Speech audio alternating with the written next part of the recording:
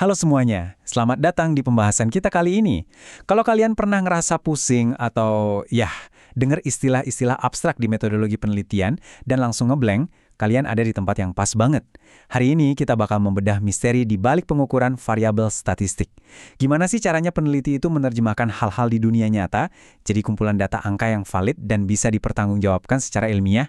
Yuk kita bahas. Oke, coba kita pikirin pertanyaan mendasar ini. Gimana caranya kita ngukur sesuatu yang literally nggak kelihatan? Kalau ngukur panjang meja kan gampang, tinggal pakai meteran. Tapi gimana kalau kita mau ngukur kepuasan pelanggan, atau motivasi kerja, atau sikap masyarakat? Kita kan nggak bisa asal ngambil penggaris buat ngukurnya kan? Nah, disinilah ilmu pengukuran variabel itu jadi penentu banget buat ngubah hal abstrak jadi sesuatu yang bisa dihitung secara kuantitatif. Biar kita nggak nyasar, ini peta jalan kita hari ini. Pertama, 3 pilar pengukuran variabel. Kedua, 4 tingkat skala pengukuran. Ketiga dan keempat, kita bakal bedah tuntas apa itu reliabilitas dan validitas. Dan terakhir, kita tutup pakai praktek langsung uji validitas di dunia nyata. Singkat, padat, jelas. Oke, kita langsung masuk aja ke bagian pertama, 3 pilar pengukuran variabel. Nah, apa yang bikin slide ini menarik banget adalah, pada dasarnya pengukuran variabel itu cuma proses sistematis ngasih angka ke konsep yang abstrak. Proses ini ditopang kuat sama 3 pilar utama dari Dr. Apriwandi ini. Ada skala, yang nentuin tingkat presisi data kita, terus ada validitas, ini jaminan kalau sasaran kita tepat, dan reliabilitas, yang mastiin alat ukurnya konsisten. Kalau satu aja pilar ini goyah, bisa dipastiin seluruh analisis data kalian bakal berantakan dan nggak berguna. Lanjut ke bagian kedua. 4 tingkat skala pengukuran. Kenapa kita harus paham ini? Karena sebelum kita mulai ngukur apapun, kita harus tahu persis alat klasifikasi apa yang dipakai. Skala ini bukan cuma formalitas loh. Pilihan skala kalian ini yang bakal menentukan alat analisis statistik apa yang boleh dan yang absolutely nggak boleh dipakai nantinya. Ada 4 tingkatan di sini. Nominal, ordinal, interval, dan rasio. Kita bandingin dulu 2 skala yang paling bawah nih. Nominal itu bentuk paling basic. Dia cuma label buat ngebedain kategori, tanpa ada urutan. Contohnya jenis kelamin atau agama. Nggak ada yang posisinya lebih tinggi kan? Beda ceritanya sama ordinal. Di sini, data mulai punya peringkat, tapi jarak matematis antar kategorinya nggak sama. Bayangin kalian ngisi kuesioner dari sangat tidak puas sampai sangat puas. Kita tahu urutannya, tapi kita nggak tahu secara presisi berapa sih jarak pasti antara puas ke sangat puas. Nah, 2 skala di level atas ini nih yang sering banget ketukar. Interval dan rasio. Interval itu punya urutan dan jarak yang sama, tapi titik lemahnya, dia nggak punya nol mutlak. Contoh paling gampang tuh suhu dalam Celsius. 0 derajat Celsius itu kan cuma angka buatan pada skala termometer, bukan berarti nggak ada panas sama sekali. Sebaliknya, skala rasio ini rajanya skala. Berurutan, jaraknya presisi, dan punya nol mutlak. Kalau berat barang atau pendapatan kalian nol, ya emang bener-bener mutlak nggak ada. Karena nol mutlak inilah, kita bisa sah bilang, pendapatan 10 juta itu mutlak 2 kali lipat dari 5 juta. Kita udah paham soal skala. Sekarang waktunya masuk ke jantung materi kita di bagian ketiga dan keempat, reliabilitas dan validitas. Oke, coba perhatiin sebentar betapa ribetnya bagan pohon ini. Ini gambaran komprehensif dari konsep goodness atau kebaikan mutlak dari sebuah instrumen riset. Dia mencakup banyak banget cabang reliabilitas dan validitas. Kelihatannya emang agak mengintimidasi ya, tapi tenang aja, kita nggak akan dibikin pusing sama kerumitan akademis ini. Saya bakal pakai analogi visual yang dijamin bakal bikin konsep ini nempel terus di kepala kalian. Bayangin gini, nyebarin kuesioner ke responden itu persis kayak kalian lagi latihan nembak. Kuesionernya senapan, jawabannya itu pelurunya.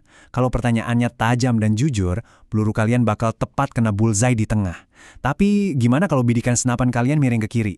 Kalian nembak jauh dari target, tapi karena posturnya stabil, semua peluru ngumpul rapat di pojok kiri atas. Nah, kumpulnya peluru itu artinya instrumen kalian sangat reliable, alias konsisten. Tapi instrumen itu sama sekali nggak valid, karena sepenuhnya gagal kena sasaran yang seharusnya. Jadi secara teknis, reliabilitas itu ngomongin tingkat konsistensi. Seberapa ajek atau konsistensi instrumen ini pas dipakai berulang kali. Gampangnya, bayangin tukang kayu pakai penggaris yang terbuat dari bahan karet. Wah, itu instrumen yang kacau dan nggak reliable banget kan? Karena ditarik sedikit aja ukurannya bakal beda-beda terus. Alat itu sama sekali nggak berguna kalau nggak konsisten.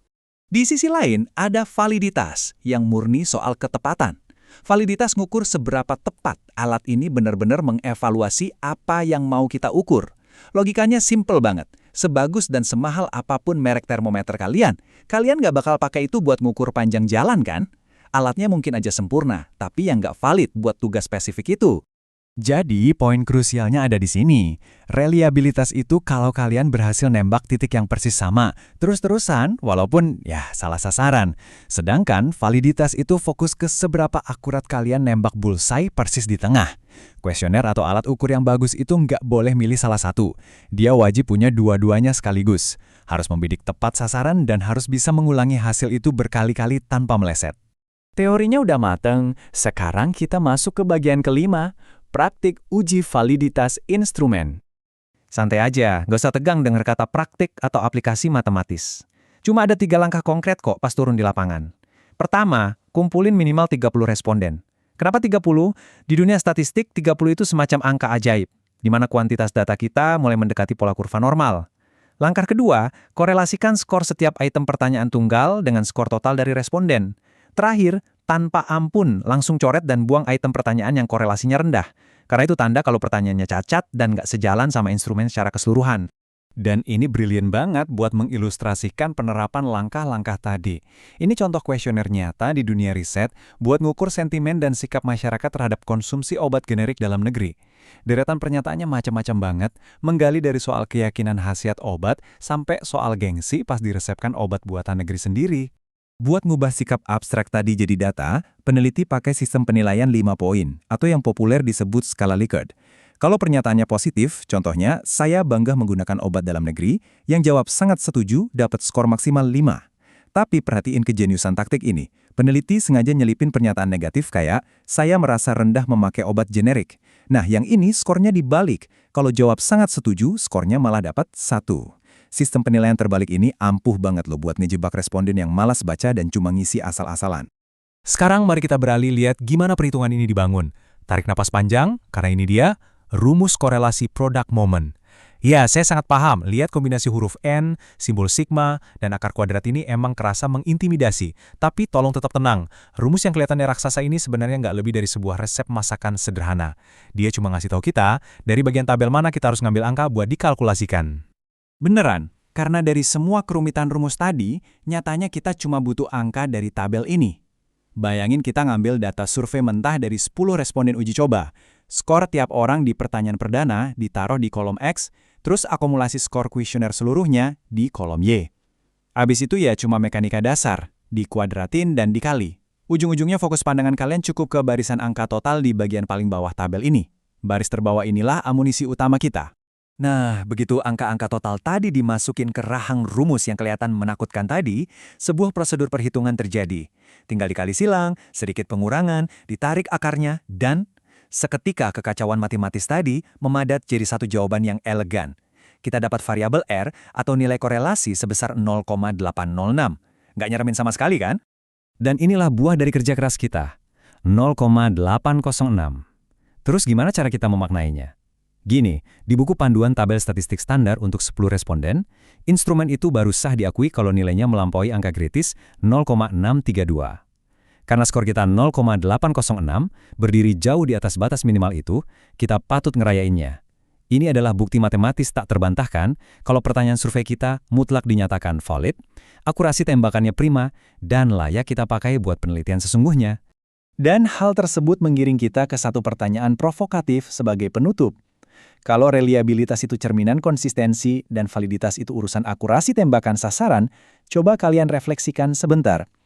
Pas kalian asyik ngisi polling di media sosial atau ngejawab survei kepuasan pelanggan secara acak di internet, kalian yakin instrumen yang menargetkan kalian itu benar-benar ngukur apa yang terlintas di pikiran kalian? Atau jangan-jangan mereka cuma alat raksasa yang sangat reliable buat ngumpulin lautan data, tapi aslinya nggak ada validitasnya sama sekali? Terima kasih udah nyimak ulasan intensif kita hari ini. Tetap pertahankan sikap kritis kalian dan sampai jumpa kembali di pembahasan explainer kita selanjutnya.